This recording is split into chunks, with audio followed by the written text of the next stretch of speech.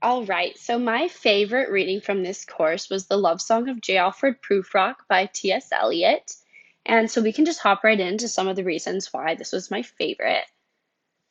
First of all, I really like the way that Eliot crafted the poem through the use of stream of consciousness.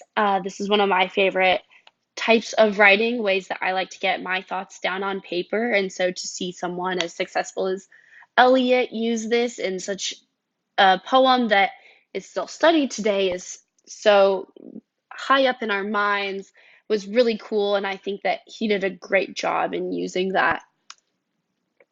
Another reason why I love this poem is this quote right here: of restless nights and one night cheap hotels and sawdust restaurants with oyster shells. And I don't necessarily love this quote for its content, although it is an interesting part of the poem. But I really like hotels and shells being used against each other as rhymes.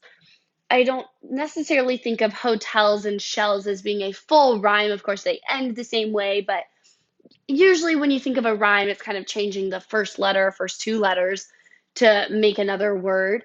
And this way, I think it keeps it a little bit more interesting. It allows you to create a better story with your poem, and I like the way that Eliot did that. Moving right along, another reason that I love this poem is that it's not really a love song. Of course, it is talking about love a little bit, but I think it's more of a lack of love song, I guess, for lack of a better term. And I think it's a very relatable poem. I think that a lot of people have gone through this same idea of really wanting something but not having the confidence to go after it. And that's what Prufrock is feeling throughout this poem and what Eliot is putting him through, actually. And I think that many people, when they read this poem, they can relate to that. And finally, the last reason why I love this poem is that he uses this quote: the yellow smoke that rubs its muzzle on window panes licks its tongue into the corners of the evening. And he creates an image in our minds of what this would look like. You kind of get the image of maybe a cat kind of walking around a room.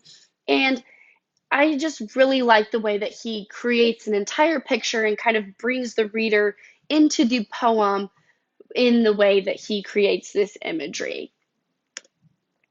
So those are the main reasons why I really enjoyed J. Alfred Prufrock, but there are plenty more reasons. I just don't have all that much time at the moment to go through all of them. But yep, that's it. Thank you.